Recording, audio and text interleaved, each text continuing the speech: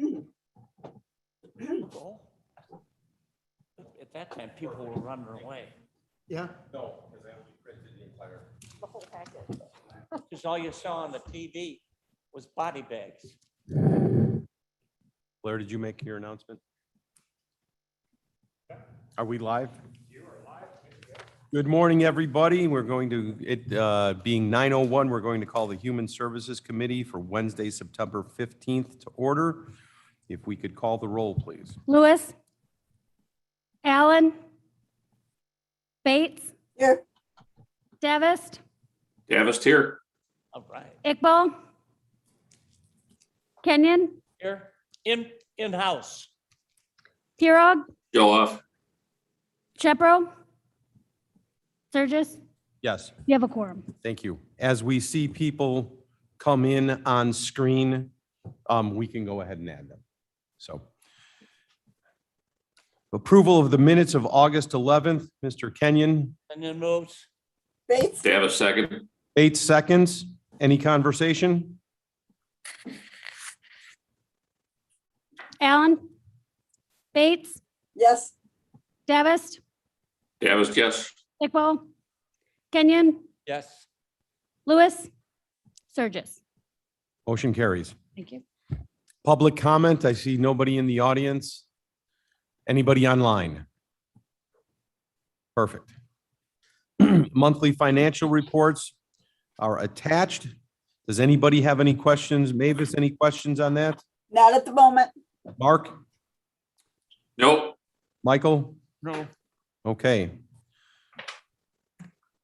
Jake Zimmerman, Veterans Assistance Commission. Take us away. Good morning. For the month of July, we're reporting here. We were trending about a day to 2 days faster than the VA for the average disability claim for the time that claim is pending. For our pension claims, we were a dozen days faster. 13,500 claims pending total in the state of Illinois, 152 of those. It says 146, which is a mistake on this report, but it is 152 for the close of July belong to our office.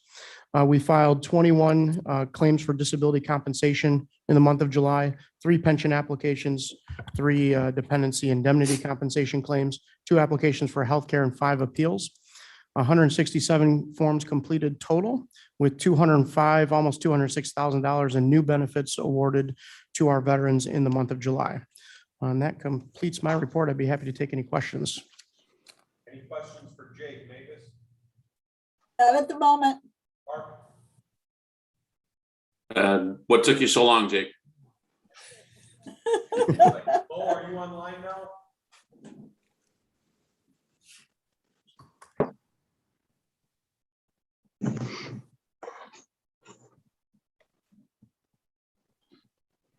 I have 2 things for you. First off, is as the dust settled on whatever was going on within office moves, relocation. Hey, you're not on mic for, I can't hear you. Oh, I'm but- sorry, Mavis. Thank you for saying that. Jake, is the dust settled on any recommendations regarding office moves, relocations, and are you okay with everything? Yeah, it appears, and this may be a little bit preliminary.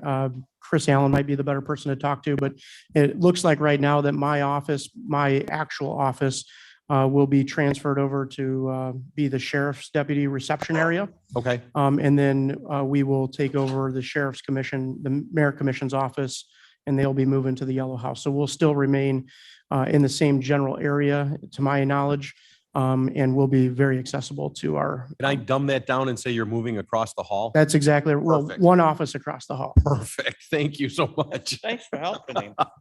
But on a serious note, it wasn't but 4, 5, 6 months ago, the Veterans Assistance Commission, and I'm being very honest about this, I don't quite understand the logistics of how this works, but the board that you represent or answer to had reached out to this committee, specifically me, and the county board, with some studies about the compensation of the people in their department and how they were dissatisfied with that. Not Jake, but the people above Jake were very dissatisfied with that.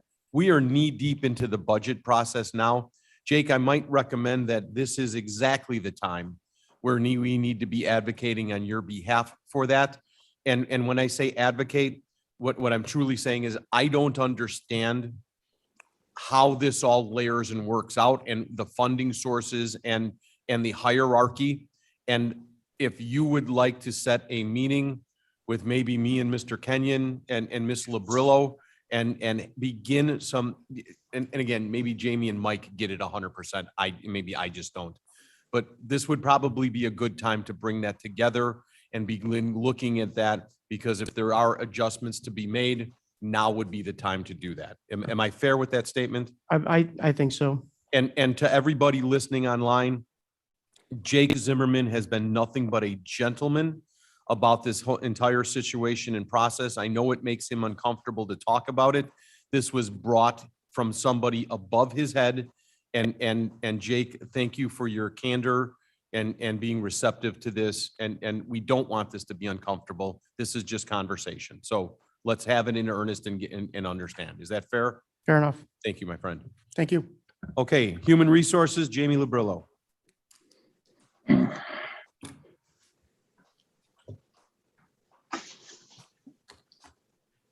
Okay, I'm going to start with the monthly Blue Cross Blue Shield invoice. We are in the first month of our 6-month kind of extension that's going to push us onto that calendar year with Blue Cross Blue Shield. So July actually represents month 1 of this extension.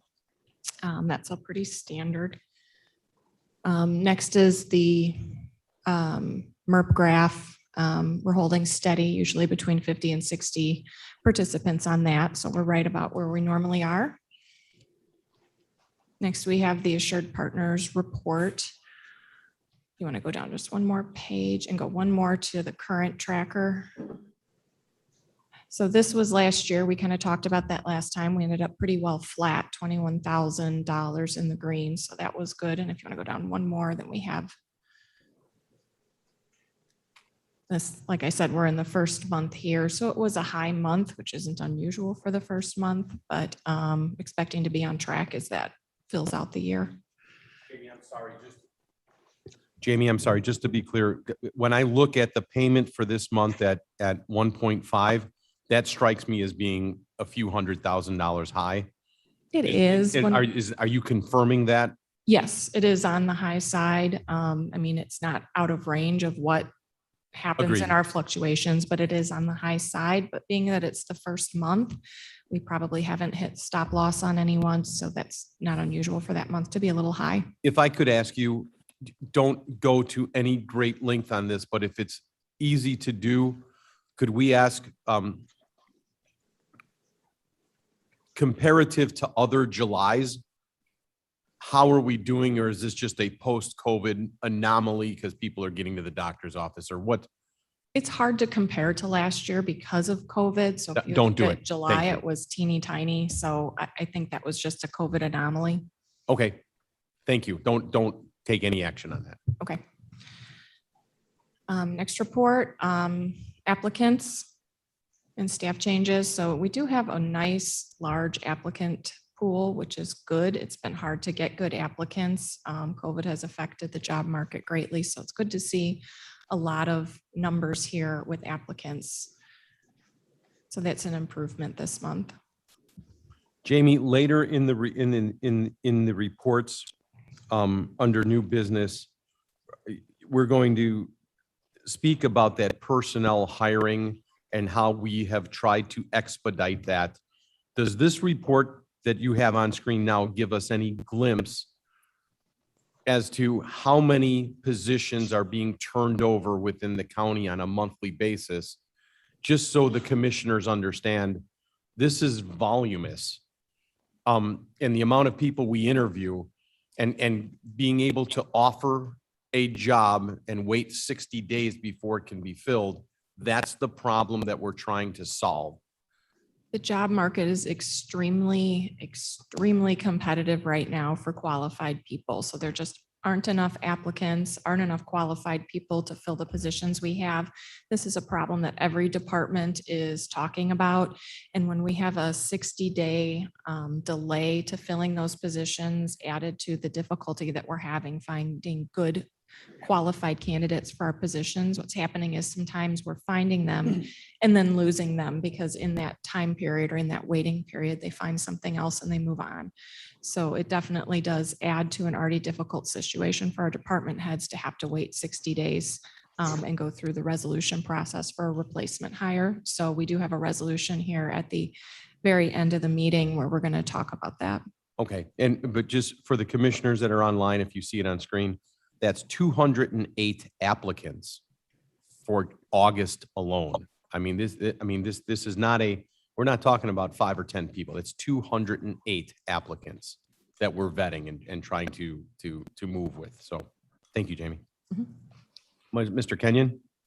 Are you able to track why people leave these other, We do. And if you want to some retire, I'm sure, but yes, we do track the difference between a termination, resignation, and retirement. So those are the 3 categories that we track. So termination would be anything not at the choice of the employee, whether it's because the position was eliminated or something like we that. must be at a disadvantage.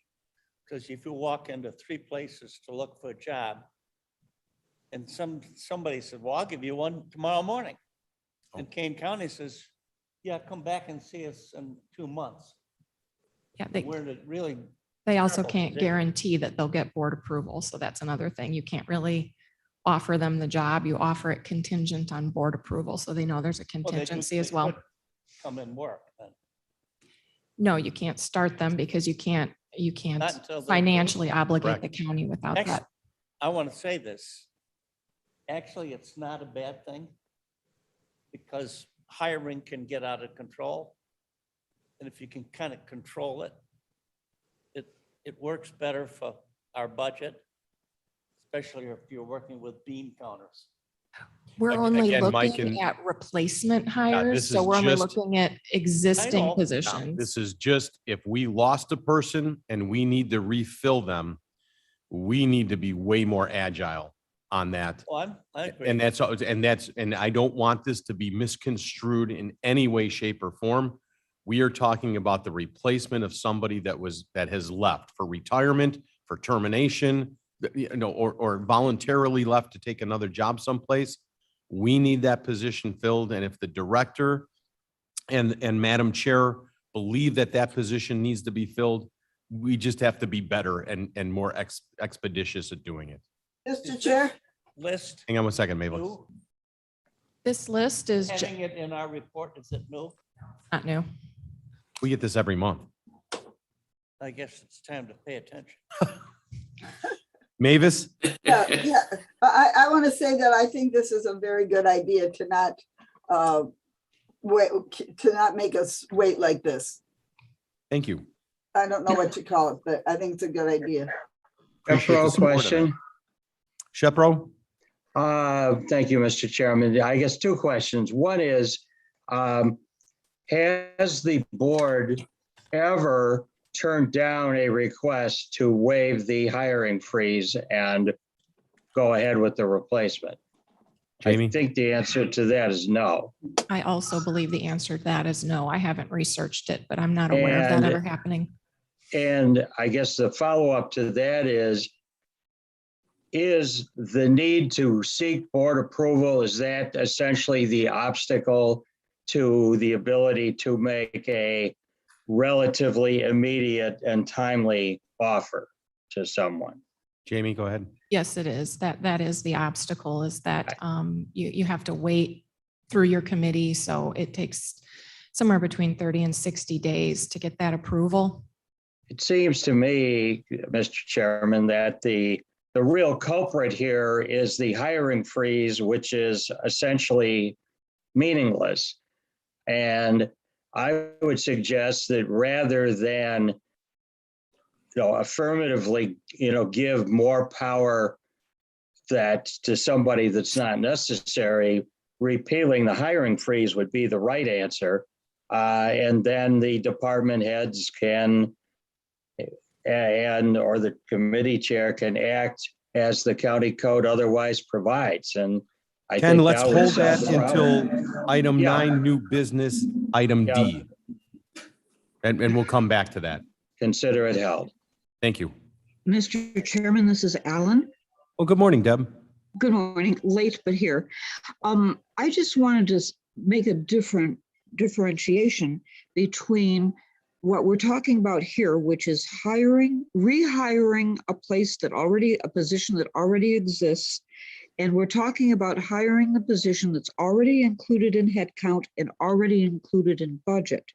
The freeze, I believe, was intended to calm down hiring new or creating new positions, which would be outside of headcount and outside of budget.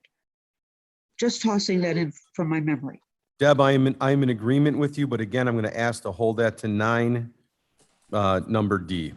New Well, you're business just- 9, number D. You're just no fun at all. Thank you. I'm sorry. Thank you.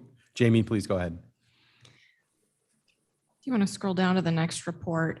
Scroll down to the terminations report. One more. So this is the report of the termination. So that's people that leave, and we don't include the reason for leaving on a public report, but we do track it.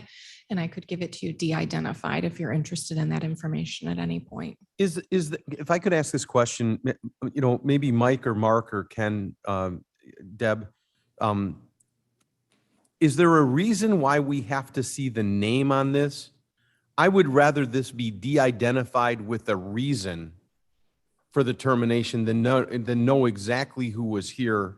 Is there a reason why a committee needs to know this? And maybe there is, I just don't know. Not that I'm aware of. I think you'd probably get more information out of the reason for termination than the name. Would anybody on the committee have a problem with this report coming to committee de-identified, but showing, this way we can see the trends of why are people leaving, not so much who's leaving, but keep it via their departments. Does that make sense? Question. Hang on one second. Hang on, Ken. I worry about doing it by department because, as you can see, in many cases, there's a single person, and that would provide that information as to if that employee was terminated or resigned Oh, I got you. to people in that department. So I'd recommend not breaking it down by department. Okay, Question. Ken. Yeah, Shepro, I think I understand this. Where this says terminations, this does not mean involuntary. It just means they left. Correct. Okay. That might be confusing in light of the 3 categories that were outlined.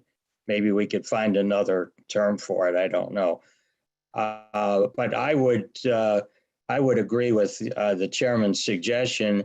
I think what we really want to know is not who left, but why, and a summary that would break out the reasons for leaving.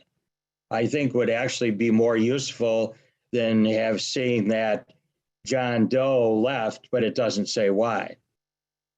Jamie, would you be comfortable with being able to do this maybe on a quarterly basis, de-identifying, but I would want to, I mean, this is just me personally. I guess I would want to see who's losing the most people. What's the biggest turnover? The state's attorney's office, the juvenile justice center, the IT, and why are they leaving? Voluntarily, what? And so maybe if we didn't do it monthly, because you're worried about we would be able to identify somebody, could you do it quarterly and that would show us the trend by department? Yes, I think there would be Comfortable with that? sufficient names to provide it quarterly and include it broken down by department. Okay, do me a favor, just think about that. Let's not make a snap decision today. If you go back to your team and they say, oh, but wait, then tell us that. But if not, let's do that on a quarterly basis, if you could. All right, we can do that. Okay, Mr. Chair Gums. yes. Quick question. I Who don't is know, this? so I apologize. This is Gums. Hi, Gums. Hey, I apologize. I don't know the answer to this question, but when we're trying to identify why people are leaving, do we do exit interviews on these folks? And every time anybody leaves, do we do an exit interview? Jamie? We do not in human resources. Something of that nature would be done within the department based on their own processes and procedures. Okay, and then if they did an exit interview, would they submit that to the human resource file? They would not. They typically do not submit more than a reason, that the 3 categories we provide. And we request if there's a resignation, they provide a copy of the resignation letter, and that's all that is currently received by human resources. Okay, I have Thank a you. follow-up question. Hang on. Shepro. Michelle, where were you going with that? Is that, well, I mean, when we're looking to find out why people are leaving, often in an exit interview, people are pretty frank with their supervisors and they say, I'm leaving because I'm going for more money, or I'm leaving to move to Alabama. So having that information could help us understand the bigger problem. Mr. Chair? hang on, Mavis. Jamie, do you understand what Michelle's saying? Absolutely, and I agree with her completely. It's getting all of the departments to share that information. It would be a policy decision, I think. Well, that was going to be my question, Shepro. Okay, maybe we can discuss that offline just a bit. Mhm. Let's not take action on it, but just have a conversation. Definitely. Ken, did you have more on that? Well, I just wanted to say that somewhat was a surprise to learn that just now. It would seem to me that there ought to be a policy for the county that we do exit interviews. I don't think so many people are leaving that it would be onerous. And I think that Michelle's point is well taken. This is information that I think would be important for the board to know and for HR to know, and not have to rely on a patchwork of different policies in different departments. That's 18 terminations for last month. I mean, that's 20 plus hours from the department. Jamie, I don't know that you have the bandwidth to do that, but Dates here. let's just continue to have this conversation a bit. I do believe you'd be looking at eliminating the offices of the elected officials from that list. I find it unlikely that they would participate. So I think if you look just at the county departments from that, that number is significantly lower. Got it. And- Mavis? And just to clarify, I'm online. I'm on Stack. Okay. Michelle? Okay. just to clarify, so really what I'm getting at with the exit interview, those could be done at the department level and then simply submitted to the human resource file to make it less onerous on our human resource staff. True. Why did you choose Alabama as your example? That's Any where the other hurricane was questions gonna on hit. this? Red state. Yes. Mavis, go ahead. I think this is a good idea because it can be an audit of the departments and why people are leaving. If there's some, if there's some reason people are leaving that we need to know about, like any kind of harassment, then this may only come out in an exit interview. So I think there's a lot of good reasons for doing this. Excellent point. Mr. Kenyon. Remembering back, we had to get 3 different people to do the animal control. And there was one director that was, a word awful.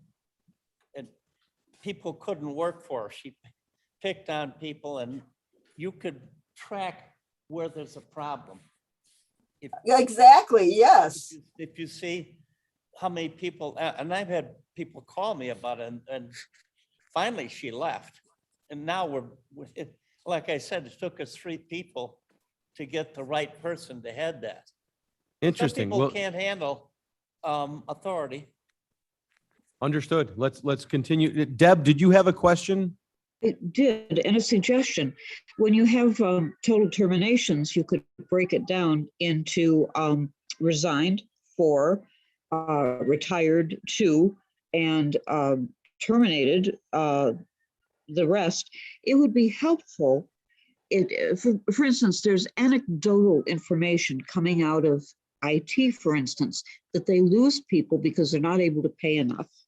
And that, if it were a little more formal and a little less anecdotal, I think that would be helpful to the board to be able to say, okay, we have, obviously we have to raise the salary in order to hold on to a good person.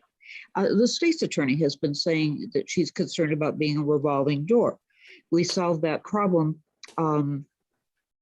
one state's attorney ago, with two state's attorneys ago complaining at every meeting. Over 2 years, we pumped $800,000 into the state's attorney's office. And then Mr. McMahon said, I'm no longer a revolving door. You have my commitment to use a very technical word. We will canoodle this and try and come back with some form of, or at least a series of choices that we can make as a committee as to how to go with this. And we'll get some input from Vincent at the state's attorney's office and Jamie and from Human Resources, and let us, you know, let's lock ourselves in a room on this one and beat each other up, and then we'll come up with something. Is that fair? Canoodle is great. Thank you. Canoodle is a good word. Anyone else on this? Can we move on? Canoodle. I don't, can somebody Google canoodle for us? I'm joking. Could be from Alabama. Yeah. I was gonna say, I think it originated in Alabama. Stop reading my mind, Mark. Too fun. Alabama speak. That's it. Jamie, go ahead. Okay, we want to move on to the workers' comp reports. This year is trending a little up over last year. I think last year was artificially low additionally because of COVID. A lot of people working from home, not in the office. I think it just resulted in fewer claims. We are still trending below previous years. So I kind of look at 2020 as an anomaly. So there's nothing concerning in the 2021 numbers. You just may notice that it kind of goes up a little bit versus last year. And I think that's just another COVID effect.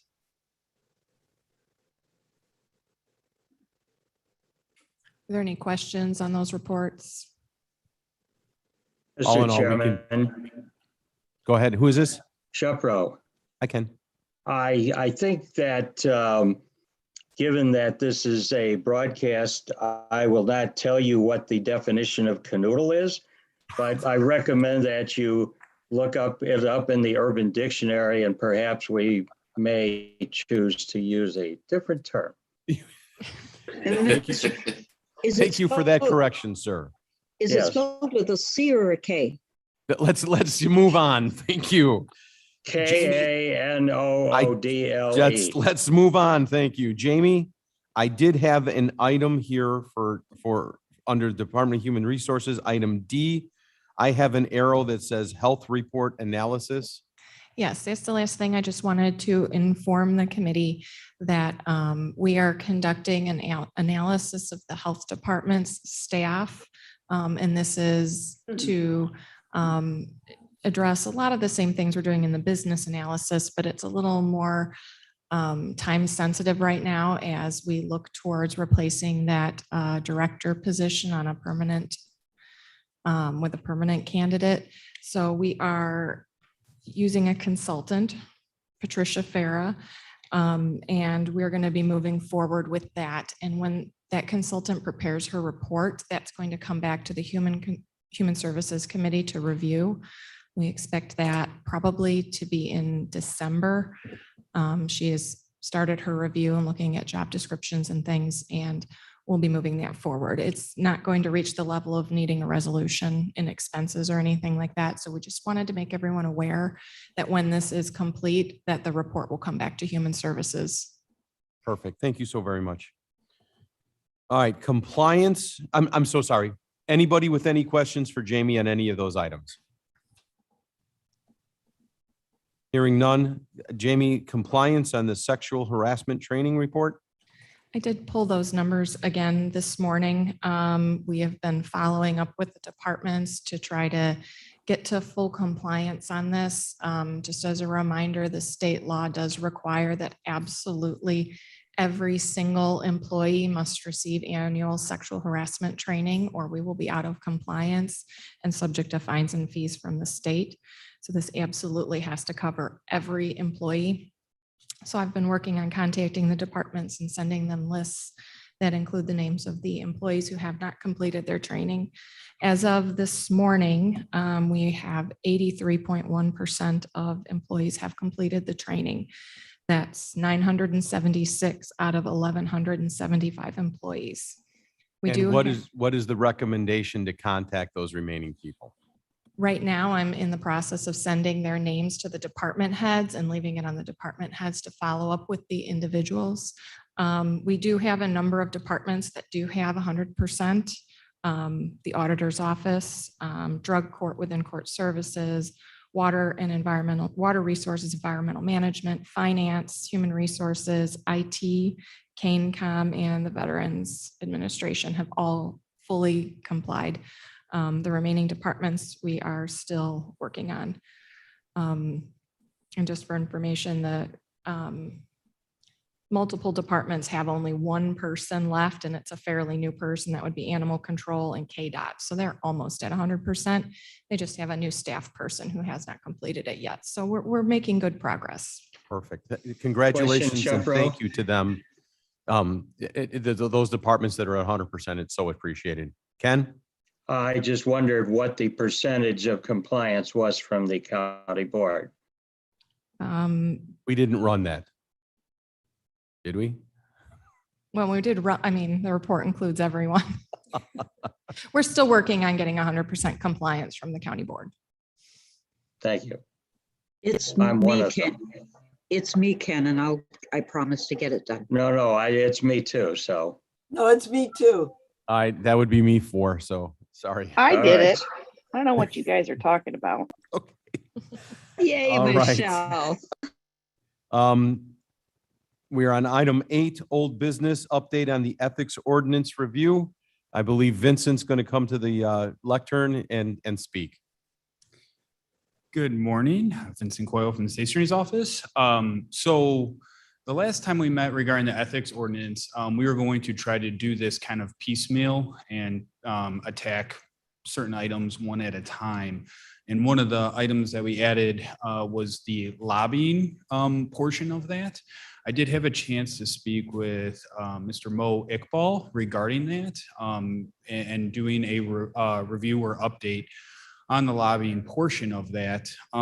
So what I would like to make aware to the committee is that currently there is a new bill that is going through the General Assembly. That is Senate Bill 539. That does affect the lobbying and the portion of the Ethics and the Lobbying Registration Act. So certainly I can start to draft an update regarding the lobbying portion, but it would probably be prudent until that bill is actually passed and signed before we do anything official here in the committee with the lobbying portion. Vince, let me Mo, you had asked about this, boy, I'm going to say over a year ago, and we are just now getting this up onto our plate. Is this acceptable to you, the process that this is going through now? Oh, yeah. Can you hear me? Yes. Or can you see me? I Okay. cannot see you. All right. I think this process is doing well. I talked to Mr. Coyle, and I think he's making good progress. There is one thing that we are waiting for is the Springfield. I think they are in the middle of ethics ordinance, and it's better to get it resolved rather than come back and make a second amendment to the ordinance that we pass here. Mo, we can see you now. Oh, Question, Shepro? wait, Mo, were you done on that? Yes. Okay, and Mo, you have my sincere apology for the amount of time it's taken to get to this. But hopefully you realize that this was not sandbagged for any other reason than bandwidth, and this is the appropriate time and place to be addressing it. And hopefully I have given you all the respect that I can to say, you know, you were the person that was trying to sponsor this. And that we're trying to listen to both you and Vincent on the direction. Yeah, okay, thank you. The other part he's working on, I think he can explain, is the ethics ordinance. Okay, and on that ethics ordinance, Vincent's comment was that we were trying to break that into bite-sized pieces. And just to refresh everybody, and Mr. Davis, support me on this, please. Some of the stuff that we do in housekeeping here, it's monumental size lifting. And when we try to bring something that's packaged so thick and so deep, we get bogged down and we never get to the finish line. So what we chose to do was take each component of this update and bring it through separately as not to, delay the entire process. And I think that will be much more successful for us. Mark, am I mistaken on that, or am I being eloquent with that, or no? No, I think you're absolutely correct. When we undertook this many years ago and tried to go from a Ken will remember, we had approximately 2.5 page ethics ordinance. That was the whole thing.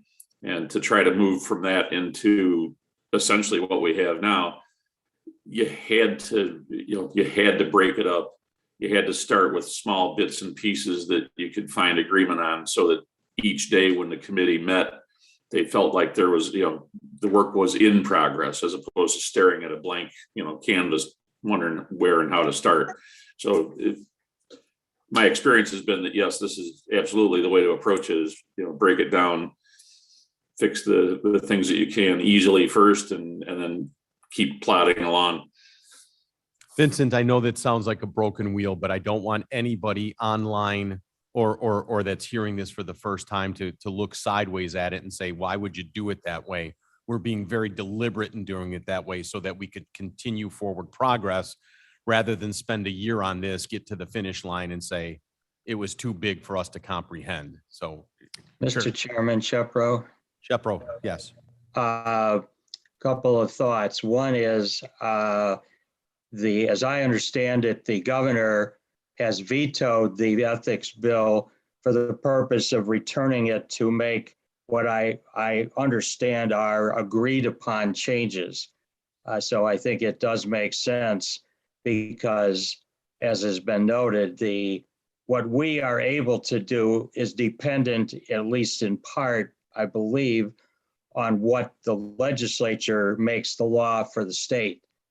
And secondly, we also need to bear in mind that 2 different state's attorneys have weighed in that large portions of our existing ordinance are contrary to state law and are unenforceable. And I think, the sooner we can eliminate those provisions, I think the less confusion there will be. We've had in the past 2 years complaints of violation of the ethics ordinance, which appeared on their face to be correct, but then it turned out that we did not have the legal authority to impose those restrictions. And we absolutely agree with that, and that's the intent of what we're doing. Vince, do you have any comment? I was just going to say that is correct. It did go to the governor and came back with a mandatory veto. I believe recently there might be an agreement, but I don't know what the final status of the bill is as of right now, the changes. So Perfect. Okay, if we can wrap this, we have a couple of items and we have about 20 minutes to stay on schedule if we can. Jamie, could you come to the lectern and let's go to new business? I believe item A will probably, are you trying to get something through with this today, or is this just conversation? This is just up for discussion. Just with recent activity and recent issues with tuition reimbursement policy, we were asked to review this policy for the possibility of changes. So I think this is just a matter of getting the opinion of the committee if they would like to make any adjustments to the tuition reimbursement policy. To give you just kind of a brief overview, the current policy requires that an employee get approval prior to taking their courses. and then to pay for their courses in full and submit a grade of C or better. And then That would be approval from whom? it comes through Human Resources just to make sure that the courses are compliant with the restrictions of the policy. And then it gets approved by the board chair. And then it comes back to Human Resources to inform the employee that they've received their approval. And then if they submit their grade of a C or better, as well as proof that they have paid for their courses in full, either themselves or through loans is acceptable as well, then they can get reimbursement of up to 50% of their tuition cost, up to $2,400 per year. So what I'm asking for today is this, at some point, this will come as a resolution. That is not today, but I would ask my fellow commissioners to review the information in the packet. In writing, respond to any of the items that they have a problem with. We can bring it as a resolution based on that input. We can shape that. And then if we need to have further discussion on it, we can. But please take a minute with this. Put your thoughts down, help us craft this so we don't have a reoccurrence again. Is that a fair request, everyone? And I can let you know some of the criticisms to it were that it requires the employee to pay the full price of their tuition ahead before they can receive any credit back, and that is limiting to those in a lower income level that might not be able to front all of that money. That was one of the criticisms to it. One of the other criticisms was the $2,400 per year max. We do have limited funds. This is covered by riverboat funding, as you probably know. So there's limited funds. I know the reason, to my understanding, behind setting that limit was so that one or two people wouldn't come along and use the entire allotment for the year. So it wouldn't be kind of like a first come, first served grab at the funds, that there would be enough for everyone. Historically, we have not ever used the entire allotment for the year, but I know with the reduced riverboat funding, there is not as much money in that as there had been in the past. Amy, if I can ask you just for context, can you put an email out to the committee saying, this is the approximate amount of funds that we've used in the past 10 years? I mean, is that something that is readily available? Yeah, I can send a spreadsheet with the exact amounts used. Because this sounds like this is so very specific. Are we talking about hundreds of thousands of dollars, or are we talking about 20 grand? You know what I mean? The limit is 50,000. That's how much has been budgeted for this each year, $50,000. And we have not used the full 50 that I'm aware of during the program at all. Okay, if I could ask you just for context to get that out to us, I think that would help shape some conversations. Does anybody, Deb, do you have any concerns on this that you want to address? Mavis? Yeah, is $50,000 enough? Should that be increased maybe? As of right now, it's enough, but each employee is limited to $2,400 a year. So it has been enough. If you were to consider raising that amount, because anyone who's taken class knows $2,400 does not get you very far, even at 50%.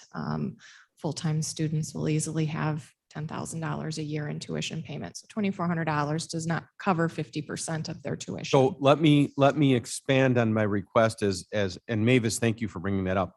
But could we ask you to say, where have these requests come from? Meaning what institutions? And what is their tuition rate? Because if their tuition rate is just say $20,000 and we're offering $2,400, we're not in the ballpark. But I'm speaking out. I have no background on this, short of my children's education. I have no background on this whatsoever. Right. So maybe putting that together and saying, listen, most of our people go to, DeVry Institute or Elgin Community College or Northern Illinois University. Great. Depro comment, I think it's on a course by course basis. What do you mean? Well, you don't go in and say, I want reimbursement for my college education. You go in and say, I want to take a course on such and such. Oh, interesting. It can be Now, done that but- way. It also is, as long as the education is in their field of work and to advance their career with Kane County, then full degree programs can participate as well. It is still listed out course by course and evaluated in that way. But some people are in full-time school and using this program. Gosh, Ken, thank you for the comment. I wasn't considering, Yeah. I was going down one direction that I didn't even consider Well, that. but you actually may need to go down your direction because part of the problem is, in theory, it appears that training might be an exception to having to utilize the tuition reimbursement policy. And therefore, I believe that would not even go to the attention of the HR department. Okay, anybody else with a question on this? Mark, Mike, This is Alan. Deb? Would it be a problem, would it be burdensome, Jamie, to say in each year, how many people took advantage of the program? Was it 2 people using $40,000? No, it couldn't be because there's a limit of 2,400 per person. Could you tell us, would it be burdensome to tell us how many people used the program each year? No, that's not burdensome at all. I can certainly bring that report or I can email it out to the committee. It's your preference, but we do track that information. We have a spreadsheet that contains that information. So it's not burdensome at all. Thank Easy you. peasy, perfect. The good news Mike? is that, Mark, go ahead. I was just, as Jamie pointed out, we've funded it at 50,000 per year and we've yet to exceed that in any given year. So the idea that we need to immediately fund it at a higher level hasn't really presented itself. Michael, Bates, please. hang on, Kenyon? I don't usually say this, but what do others do? You mean Other other counties counties? do cities do this? I mean, if we're helping to pay for it, we've got to see some return. An employee that can do a better job or something like that. And can we guarantee that they will stay here? So the policy does have written into it that they have to stay, and I believe it's only a year. And if they leave within the first 6 months, they have to repay all of it. If they leave within a year, then I believe they have to repay half. That certainly can can be look into that adjusted further, in the yeah. policy. I think That's at a written in the time- policy. There were certain people in a department that would get education that would bump their level of pay up, I see what you're saying. and then they would probably end up going to a different county. That certainly can be written into the policy, however the board We don't sees want to be fit. used. Understand. And Jamie, I'm hoping this is a funnel that we're giving enough information to you to begin the research. Mavis, did you have something? Yes, I think we haven't exceeded the $50,000 because the $2,400 is not enough. And we'll pull that information together Okay. for review. And we, Um, I mean, again, we're trying to tweak this to make it, if we want the best and brightest, then, Right. let's continue to advance our policies and procedures on this. So- I got a master's degree from Illinois Institute of Technology when I worked at Bell Laboratories, and that was very expensive, and they just paid for the full thing, and I worked there another 20 years. So it's And the good news is we are the benefactors of that. So, right. Yeah. so we appreciate that. At the end product. Yeah, we get Mavis Bates. So that's we appreciate that. All right, And if you we can have to move on fund- for this, that would be All right, great if there's not thank- any more thanks, Cliff. questions. Yeah.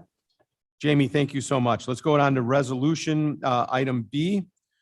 Jamie, go ahead on that. This is just housekeeping. This is approving our holiday calendar for next year. As is the normal practice, this mirrors the schedule that the chief judge has already adopted for all the courts and the court supporting departments. I see Mike Kenyon has motioned. Do I have a second? Alan, second. Alan, second. Any discussion? Go ahead and call. Allen, Alan, I. Bates, Bates, aye. Davis, Davis, yes. Iqbal, Iqbal, yes. Kenyon, Yes. Lewis, Sturgis, Surges, yes. passes.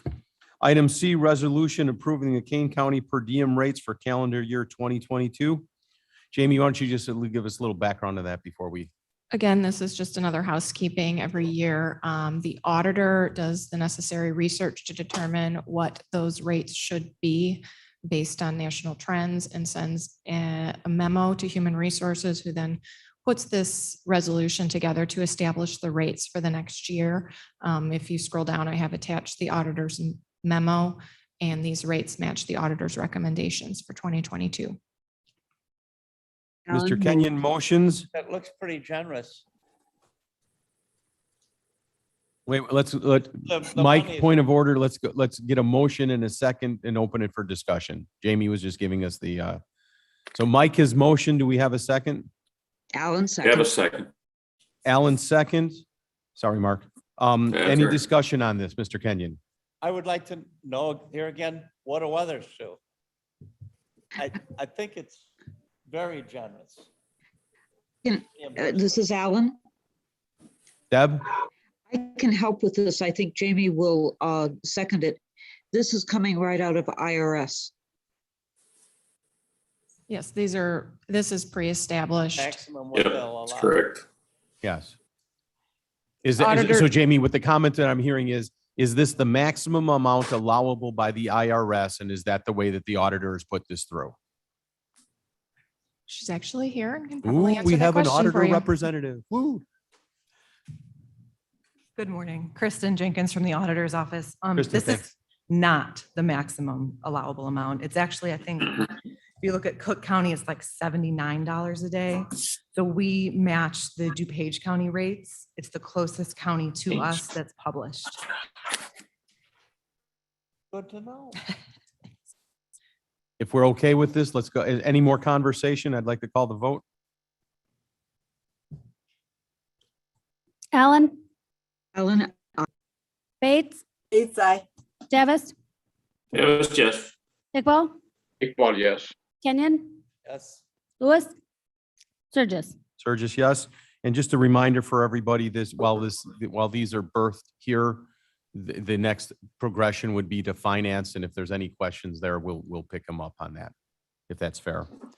Okay, item D, resolution authorizing personnel replacement hiring of existing budgeted positions for all of Kane County departments. My understanding is that there was a very small edit that was offered by the state's attorney's office. And Jamie, I'm going to ask you to, if everybody can pull that up on their screens to take a look at. And Jamie, if you can explain what we're doing here, that would be wonderful. I just received this, so it hasn't been distributed to everybody, but I can read it to you. I'm sorry, wait, can we get that on screen? Yes. Blair, do you have the ability to do that? It isn't available that way. I just received this last night Okay, from the state's attorney's office. Really, the only. it's not substantive. It's not. I'll explain to you the only difference. As we looked back at the resolutions that are in place for the hiring freeze, there are actually two.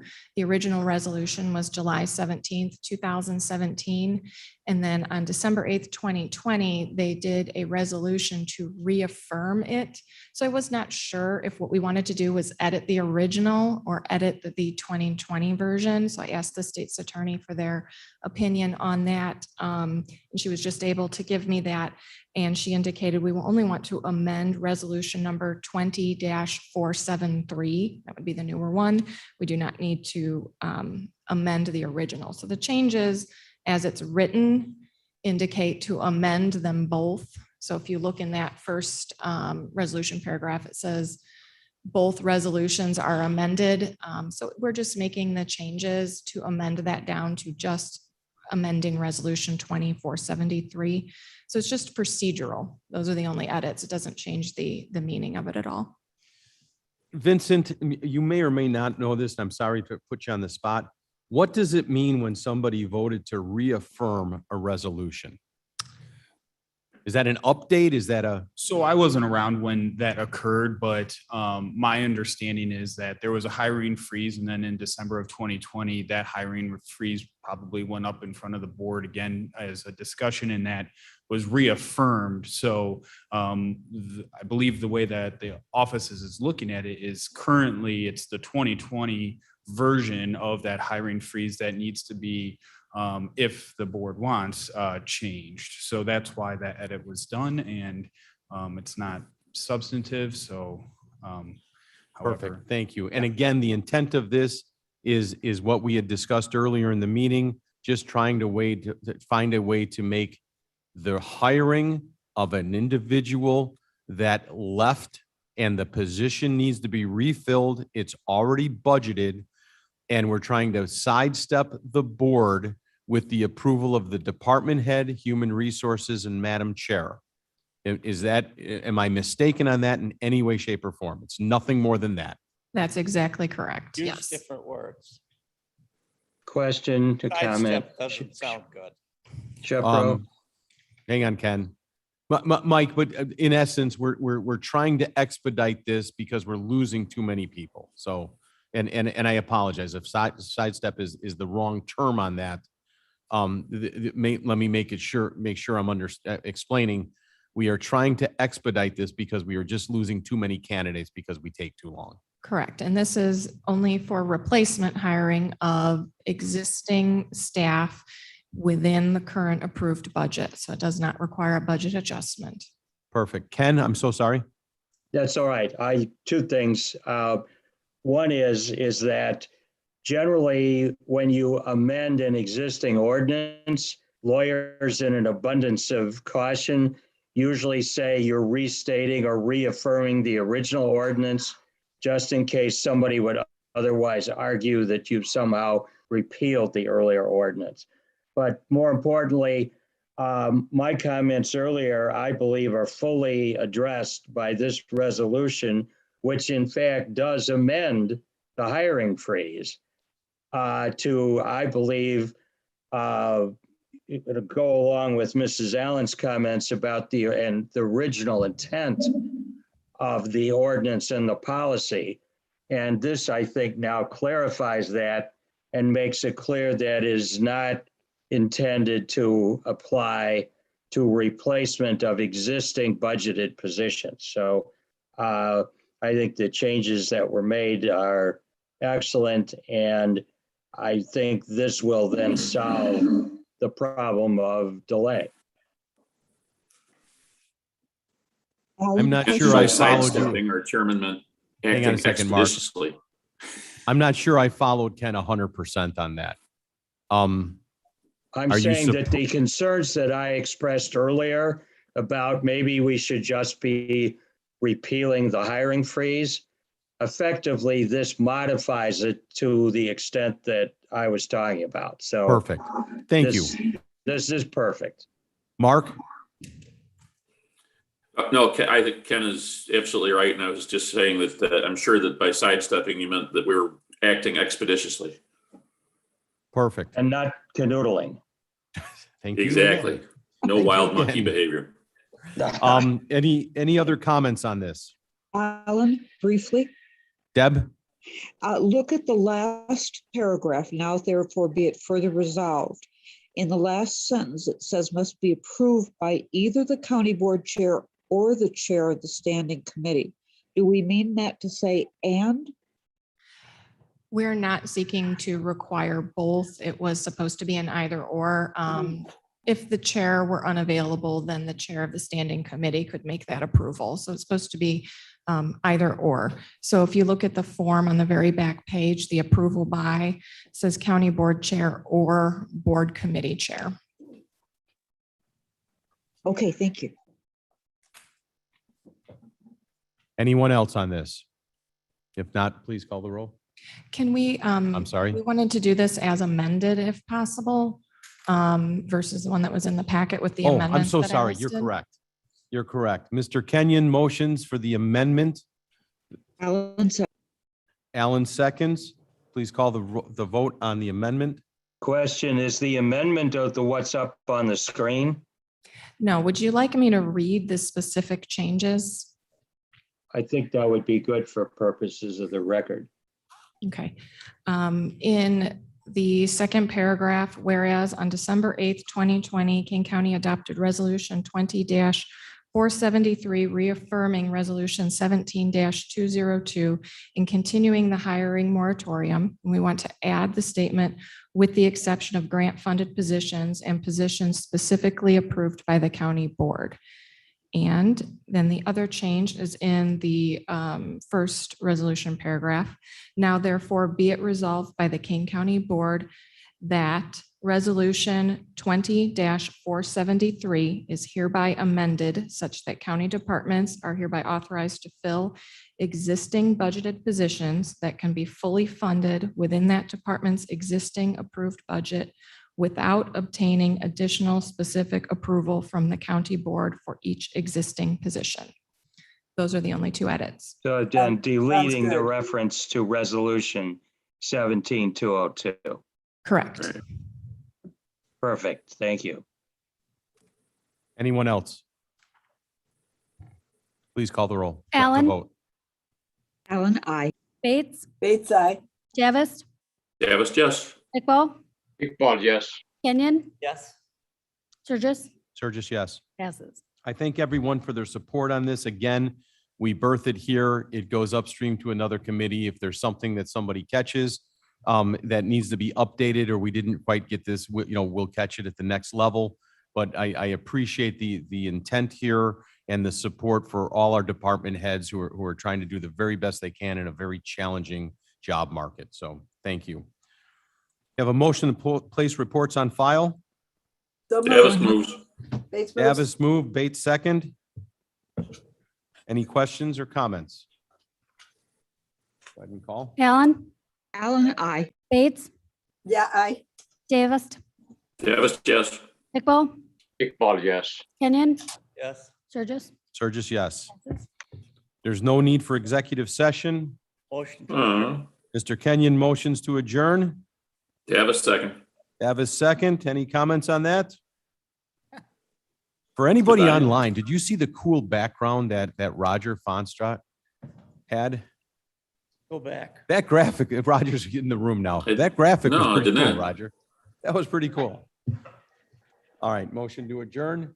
All in favor? Aye. Opposed? We are concluded.